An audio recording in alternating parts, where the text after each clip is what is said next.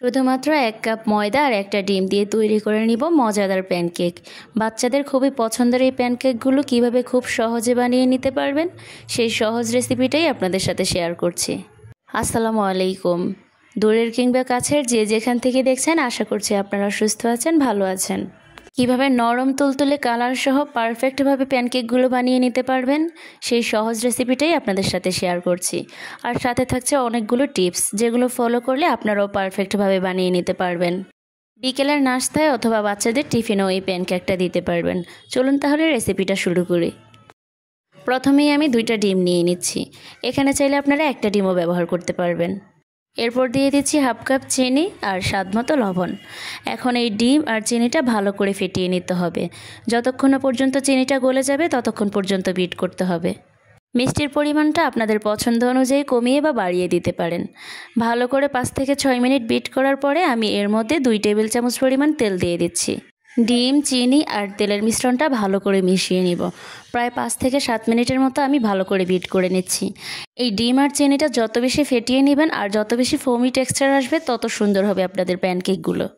ডিমের মিশ্রণটা তৈরি। এখন এর মধ্যে শুকনো উপকরণগুলো মিশিয়ে নিব। 1 কাপ পরিমাণে দিচ্ছি ময়দা, 4 চামচ দিয়ে দিচ্ছি গুঁড়ো দুধ আর 1 টেবিল চামচ দিচ্ছি বেকিং পাউডার। এখন এই সবগুলো উপকরণ চেলে নিব। এতে করে এর মধ্যে আর কোনো প্রকার লাম্পস থাকবে না। এখন দিয়ে দিচ্ছি 1/2 চামচ পরিমাণে ভ্যানিলা এসেন্স। এখানে গুঁড়ো দুধটা চাইলে বাদ দিতে পারেন, তবে দিলে প্যানকেকের স্বাদটা অনেক বেশি ভালো আসবে। এখন এর মধ্যে আমি 1 কাপ পরিমাণে লিকুইড দুধ দিব। প্রথমে আমি অর্ধেকটা দুধ মিশিয়ে নিচ্ছি, তারপরে আমি বাকি অর্ধেকটাও দিয়ে দিব। এই কাজটা একটু সময় নিয়ে করবেন। যত ভালো করে মিশিয়ে নেবেন তত বেশি প্যানকেকের ব্যাটারটা ভালো হবে।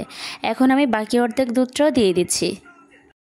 প্যানকেকটা পারফেক্টভাবে বানানোর জন্য ব্যাটারটাও পারফেক্ট হতে হবে আর পরিমাপটা অবশ্যই সঠিক রাখবেন। এখানে আমি 1 কাপ ময়দার জন্য 1 কাপ দুধ ব্যবহার করেছি আর এখানে 2টা ডিম দিয়েছি। চাইলে আপনারা একটা ডিমও ব্যবহার করতে পারবেন, তবে 2টা দিলে বেশি ফোমি হবে আর খেতে অনেক বেশি ভালো লাগবে।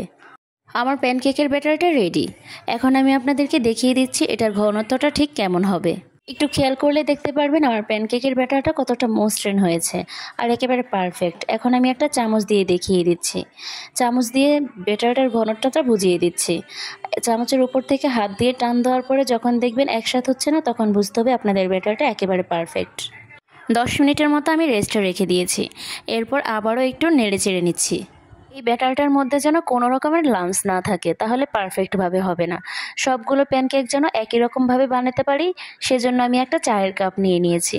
এখন এই কাপে মেপে সবগুলো প্যানকেক বানিয়ে নেব। এতে করে সবগুলো একই রকম হবে, একই সমান হবে।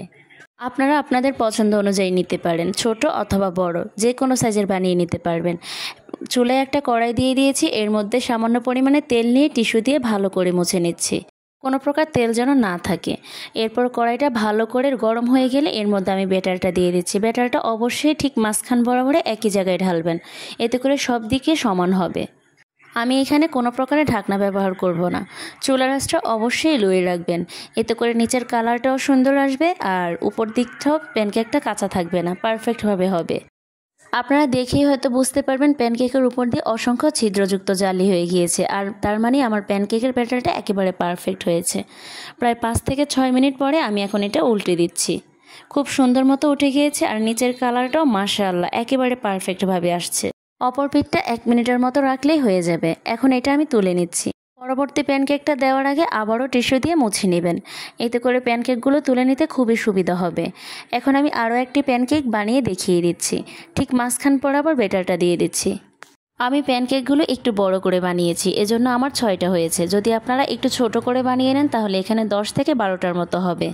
আজকে আমি চেষ্টা করেছি খুব সহজভাবে এই প্যানকেকের রেসিপিটি আপনাদের সাথে শেয়ার করতে, যাতে পারফেক্টভাবে বাসায় বানিয়ে নিতে পারেন। সকালে অথবা বিকেলে এমনকি বাচ্চাদের টিফিনও এই প্যানকেকটা হুটহাট করে বানিয়ে দিতে পারবেন। এটা বানাতে যেমন সময়ও কম লাগে তেমনি উপকরণও খুব কম লাগে। মাশাআল্লাহ, প্যানকেকের কালারটা দেখেই বুঝতে পেরেছেন কতটা পারফেক্টভাবে হয়েছে। এখন একটা প্যানকেক আপনাদেরকে আমি ভেঙে দেখাচ্ছি। এটা অনেক নরম তুলতুলে হয়েছে আর ভিতরটা একেবারেই কাঁচা থাকেনি।